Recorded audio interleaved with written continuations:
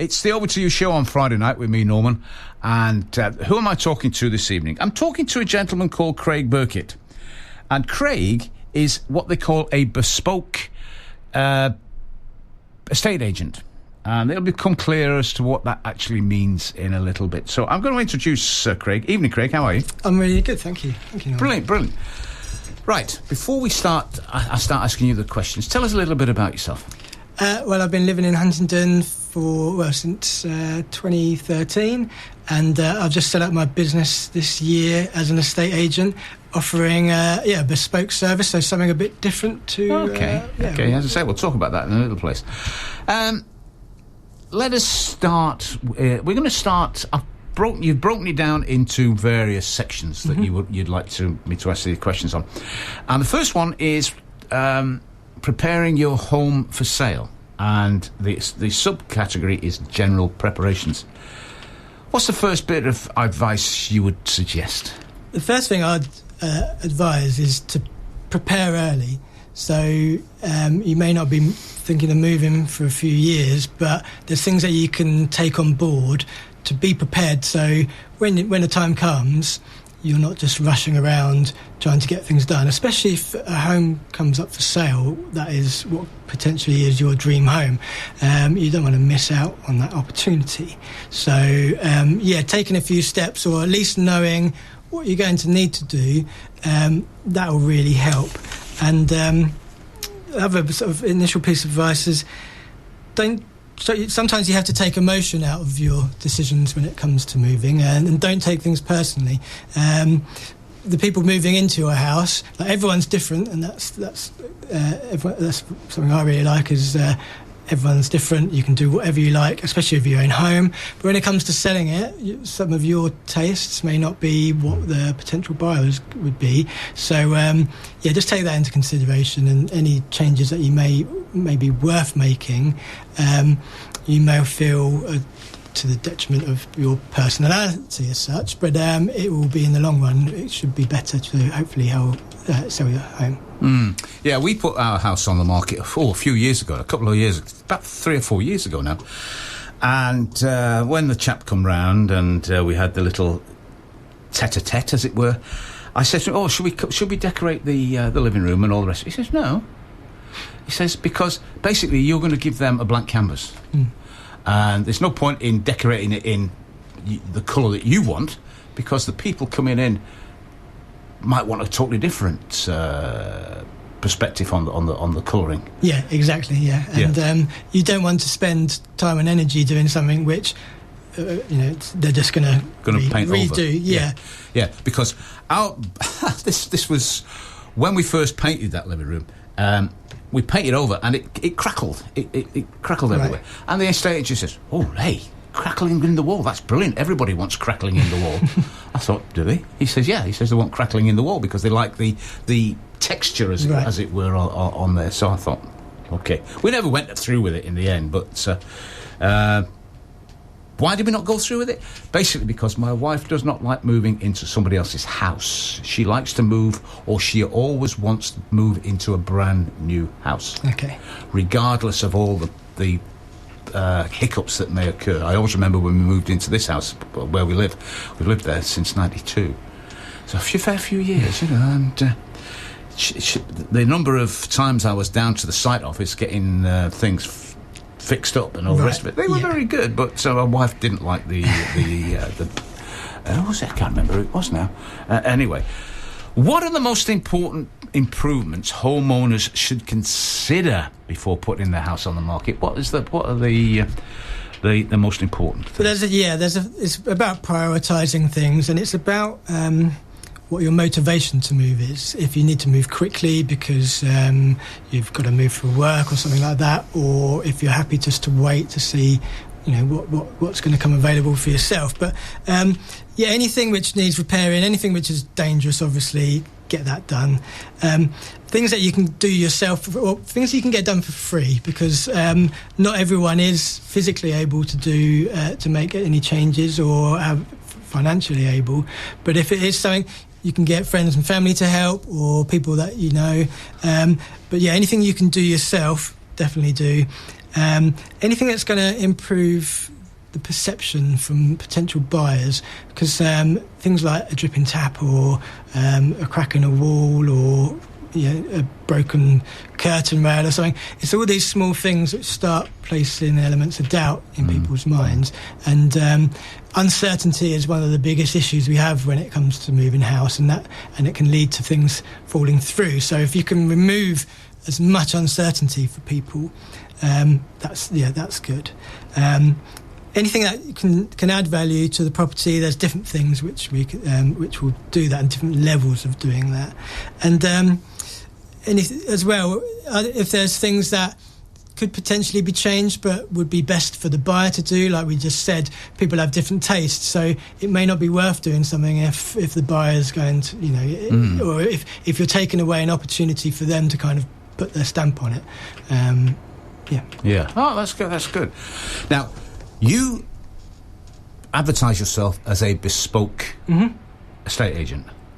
Tell us what a bespoke agent actually is. So for me, it's trying not to apply a cut and paste process to each property, because every single property is different, every seller is different in their circumstances, and the same with every buyer.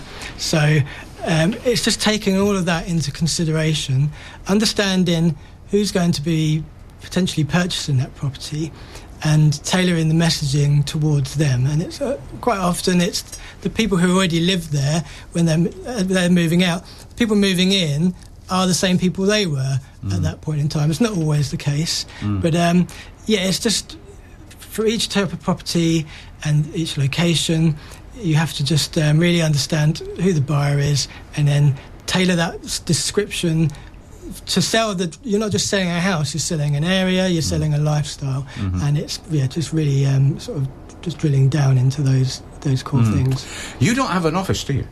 No, because for me, I can meet people. It's about what's easiest for the customer. Right. I don't need people to come to me.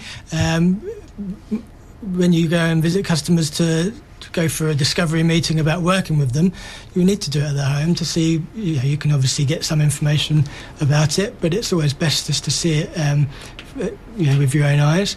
And it doesn't even have to be at their home. It can be in a pub or a coffee shop.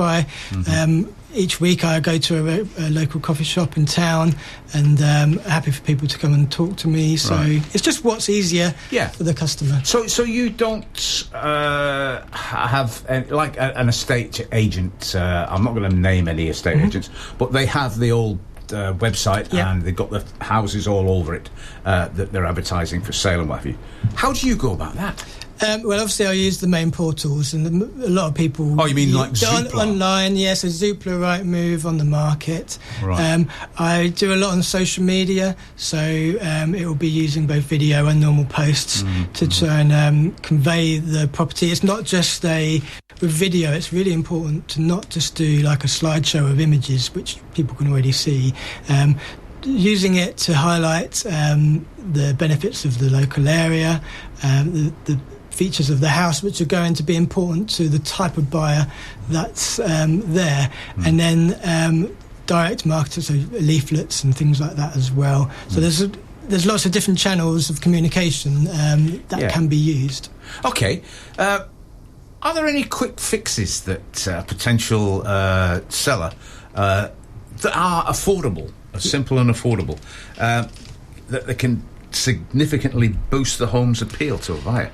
Yes. The main, obviously, most people's houses are clean, but there's also just giving it a sort of a bit of a deep clean and tidying up, is both inside and outside. Just making it. You want to kind of make it. I say to people, you want to make it look like, so once you've got it finished, you don't want to leave. You want to kind of make it a show home. Try and declutter, so that's removing things, because especially when it comes to images, things like fridge magnets, shoes under the bed, coats hanging up, all these things just distract people from what they really need to be looking at, and also if you're moving house, it's a good opportunity to get rid of a load of stuff that you might not want, because otherwise you're just going to move it all to a new house, and it's all that time and effort, and then you probably end up throwing it away there. Any small repairs, so like leaky taps, touching up paint if you can, anything in the garden which, like a broken fence, all these things add to perception. And it's just trying to, you don't want the buyer to think, well, if there's something wrong with that, what else is potentially wrong with the property? So it's all kind of pretty straightforward things, but if you're preparing for it, then you can keep on top of those things. If you think, oh, we're going to move in a year, let's start ticking off these jobs and getting things ready. Right. I'm talking to Craig Burkett, and we're talking about buying and selling houses. Craig, tell us a little bit about, we're going to talk a little bit now about repairs and maintenance.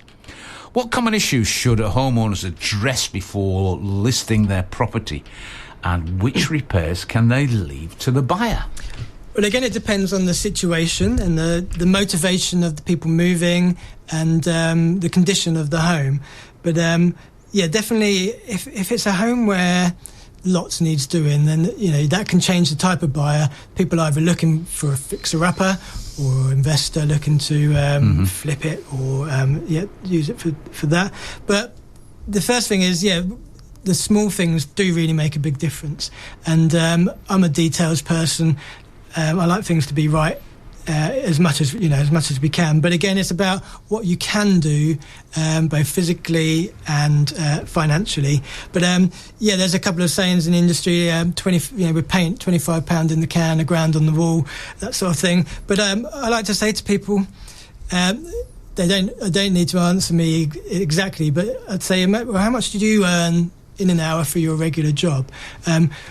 How much could you add by doing, say, like a weekend's work on your property, just getting it ready?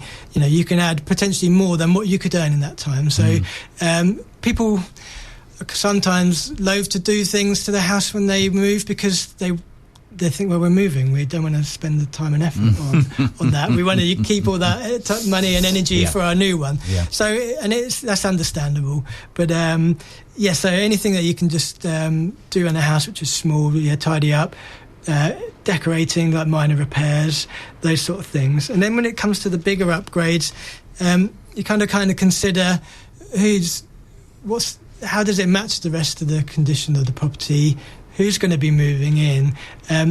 Because if the kitchen is a bit outdated, you could put in a new kitchen, but they're quite personal things, and they're focal points of kitchens and bathrooms are main features of a property, and people like to put their own stamp on things and personality. So you could be putting something in, and then people are like, well, great, that's new, but I don't like it.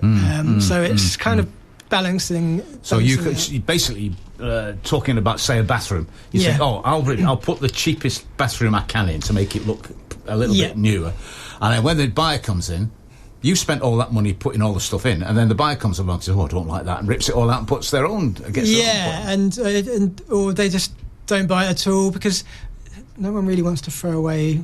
We are a bit of a throwaway society, but we don't like to. It's just a bit of a waste doing that. There are things that sometimes are just worth leaving to the buyer, and then you figure out how that affects the value of the home. If making as much money as you can on that property is important, then do these changes. But if it's the case of we've got to get out because we've got to move location for a new job or circumstances have changed, then that's when you may reconsider. Let's look at fixing things. Well, let's say minor things. Say first of all, like minor cracks, squeaky doors, outdated fixtures, or do buyers overlook these details? If say for instance you've got a door that when you open it, it's constantly squeaking. Is that the sort of thing you can overlook, or the buyer would overlook, or what? When it comes into, because there's a couple of things that will be visible in photos, and that's you want to get potential buyers in the house and looking at it, because that gives you the opportunity to start selling the dream to them, or begin negotiations. You can't begin the negotiations with anyone who isn't there. So things that you're going to see in photos, like if the front door looks a bit tired, or the outside, the garden just needs the grass cutting or hedge trimming, that's the first step. And then once they are in the house, it is those small things which, like squeaky door, floorboards are difficult because you don't want to. It's difficult to rip up. It's difficult to do it. I know I was taught a trick, but the problem is that once the carpet goes down, you can't use the trick, and that was to put a French chalk on your floor. Like for a lot of these modern houses have got the chipboard floor with a joint in there, and that tends to rub on it. And he said, "Oh, just stick some chalk down." I says, "But I've got a carpet." "Oh, well, you have to rip the carpet up and put the chalk down and then put the carpet back down." I said, "Forget it." Yeah, because squeaky floorboards it's moving up and down on the nail, so that's what's squeaking. But it's not. Some things aren't as easy, but it's all about perception, and you don't want to give people excuses to walk away. And it's these small things where they may start going, "Okay, we'll buy it," and then further down the line, these little nagging things come in, and then they start trying to renegotiate on their offer. So it's definitely, the small things, they're the easy things to do, and they can make a big difference. What about the bigger issues? Damp, structural problems. Fix them, or be upfront and adjust your selling price? Yeah, it's down to what your motivation for moving is and what you can financially do. You want to make it more attractive to buy. There's certainly things like damp that people will see, and they're going to immediately get second thoughts.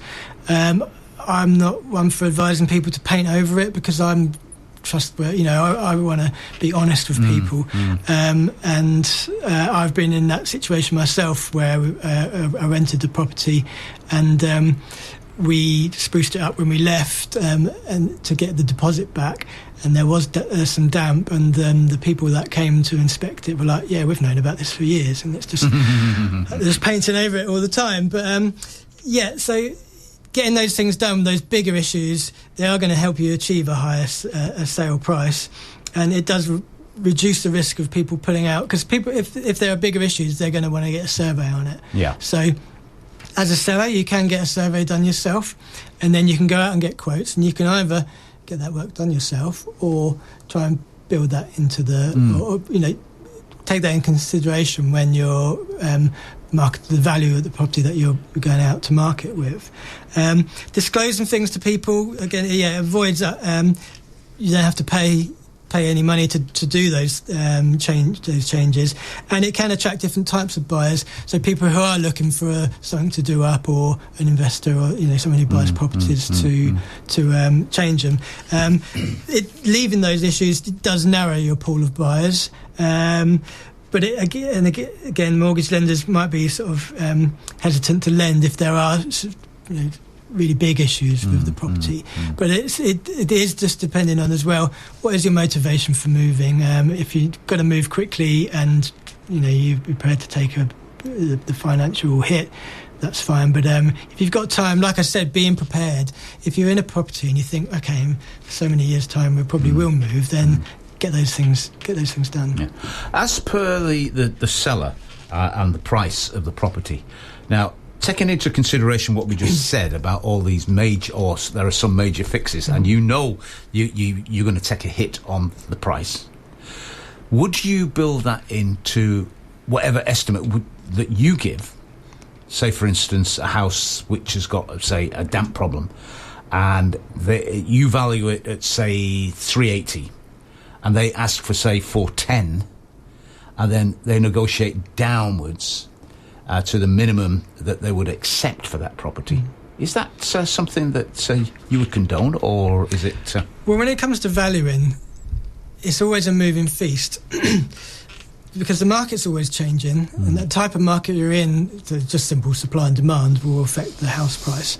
And what has sold recently affects. That's how you gauge how, because that's what the market is telling you. There's no rule to say, right, this type of house plus this equals this. It's always down to what is selling at that moment in time. Sorry, I that's okay. No, when you put your hand up, it just sorry, no, I wasn't stopping you. I was saying hello to the chap that's coming in afterwards. So, and you could come to a conclusion on a price based on all the evidence that the market has given you, and then a property down the road can come up for sale and completely sort of put a spanner in the works. Yeah. So it's you take into consideration what type of market it is at the moment, so how much supply and demand is there, what has sold, not what's up for sale. Their prices are important, but it's what is sold, because that is fact. That tells you. And then taking into consideration, the condition of the house, what things need doing, what features, what are the positives. And that will help you determine the price. It's always, if you do put a house on which is overvalued, there's only ever one way it's going to go, and you're going to narrow the amount of potential buyers you have. Right. It's all about getting it in front of as many people as possible. Yeah. That's fair enough. Now we're going to move on to a thing called home staging and presentation. First of all, what is staging, and how can it influence the sale price and speed of the sale? Yeah, so staging, there's kind of different levels to it, and there are professionals out there that go and do this to different degrees. On a simple terms, it's tidying up the house, removing the clutter, presenting it like you want it to look. When you go to a hotel and things like that, you've got the way they make the bed, the way they lay things out. It's just making it. You want to make your home a show home. So that's the sort of nuts and bolts of it. But then there's different levels of it. There are companies which will, if you've got a room which is empty or bits which are a bit bare, they can bring in props and furniture. Say, for instance, as well, if you've got a garden furniture and you're selling your house in the summer, you want it all laid out and looking nice, to give people an idea of what it's like to live there.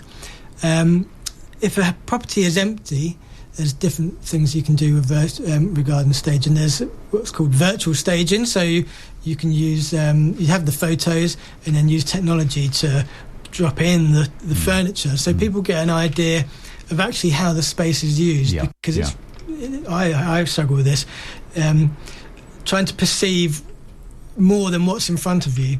And if you don't do it virtually, you can actually physically do it. So they'll bring in furniture, they'll put up paintings, and it does. It really helps people visualise the space, and it helps properties sell. It maximises their market value, and it can help properties sell quicker. Good.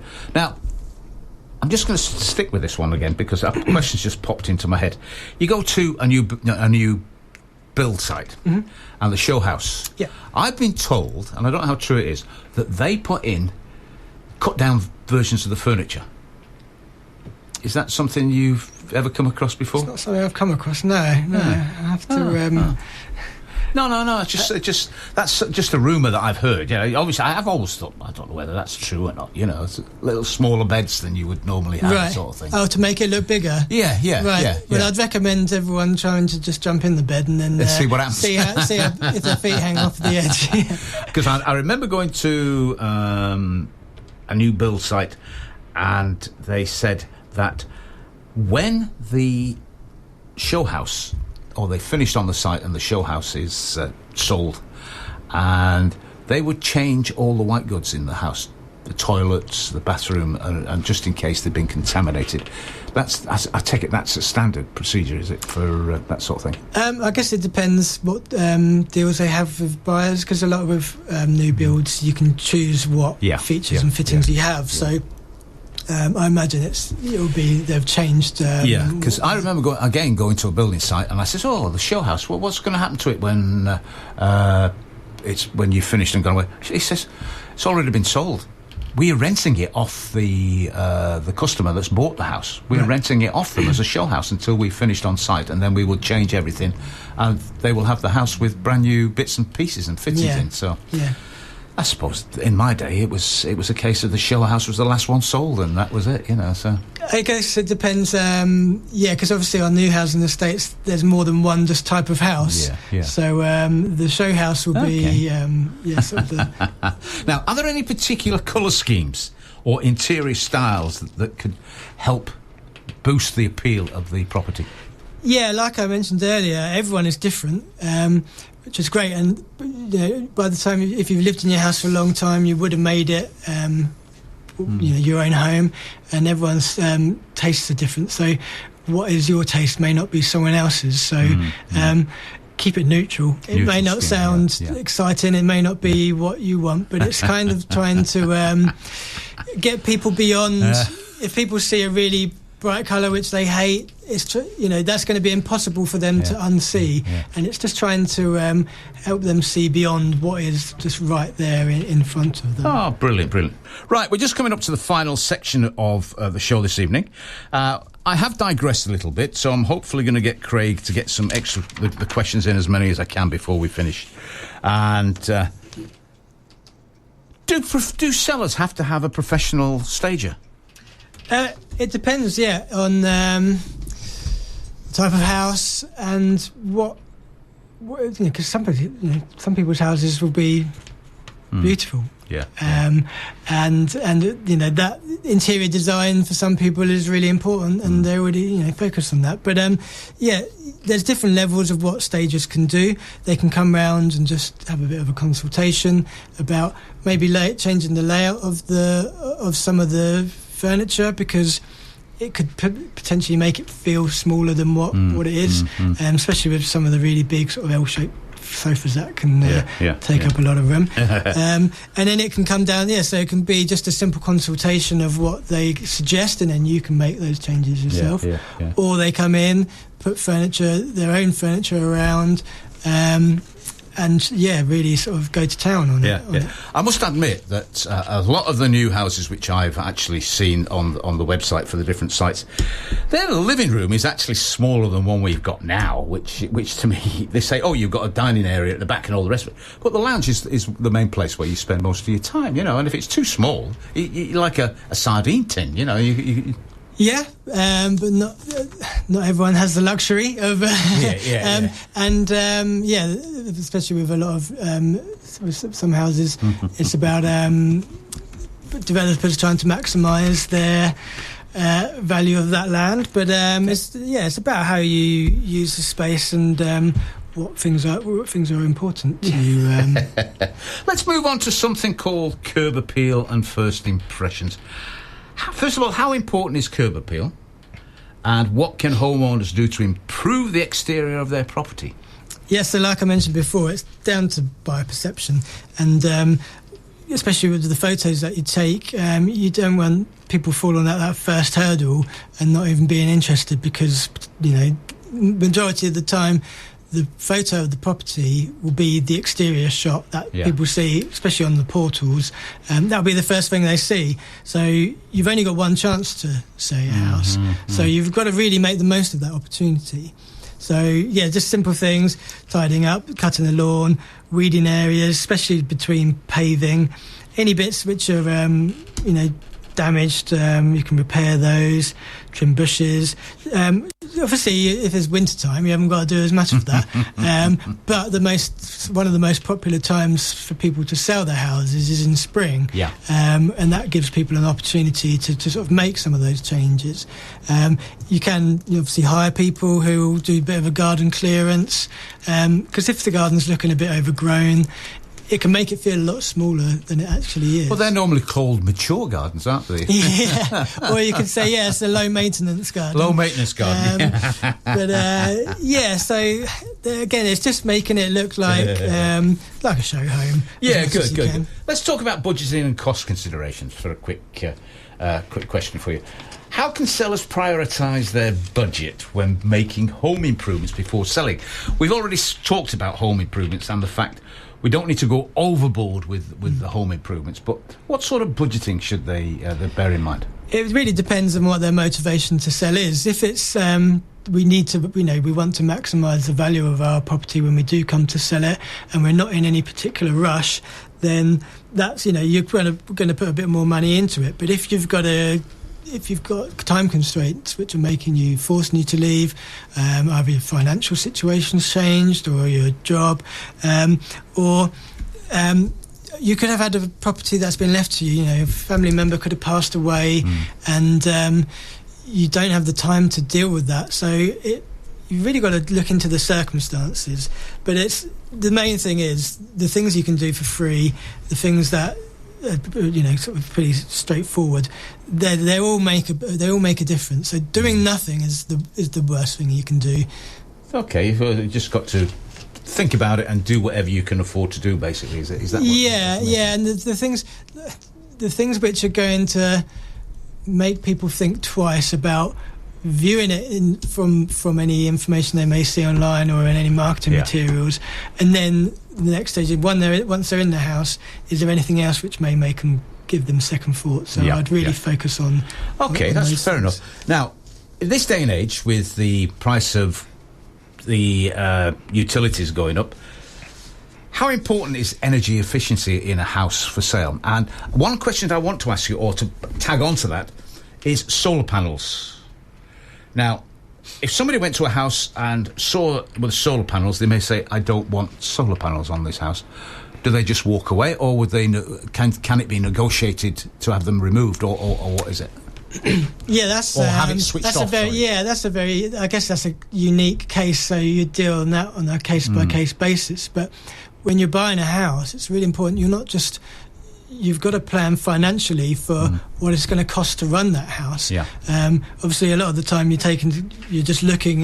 You can be fixated on the sale price, but it's things the council tax. But the things that the energy bills are really important, and I don't know if they have gone down, but I can't remember them ever going down. No. So, well, I'll take it then. In that case, insulation is paramount. Yeah. So things like insulation. So when by law, you have to, when you market a property, you have to include the EPC, and that tells you what the energy efficiency of a house is, and also what the kind of potential it can be.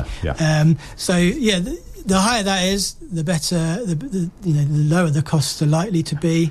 They do have a shelf life on them; that they only last for 10 years. Yeah. So now, people say, "Oh, that's a nice smell of coffee." Is that a misconception about a house? Yeah, so when you come if you have viewers, you want to make it obviously as nice and sort of stimulate all the senses. And it's not just in the property industry that people do this, but other things, when smell of fresh bread and things like that. Yeah. So just making it, you want to make people invited in there and really selling what the property is. Craig, we've got about a minute. Well, we've got 51 seconds in actual fact. One last question for you. Final considerations. What are the top pieces of advice in 30 seconds that you can give to people looking to sell their property and make it marketing ready and efficiently? So the first thing, start early, be prepared. So I used to be in the Scouts, so that's always a thing. What's your motivation for selling, and what can you compromise on? Because the reasons for your selling play a big part in all the decisions that you make. Brilliant. What's the current condition of the property, and who is the likely buyer, and then prioritise what you physically can do and what you can afford to do, which will have the most impact. Brilliant. Craig, we have just about run out of time. Been interesting to listen to you about house purchasing. You can listen again on our website. I'm back again next Wednesday. Good night.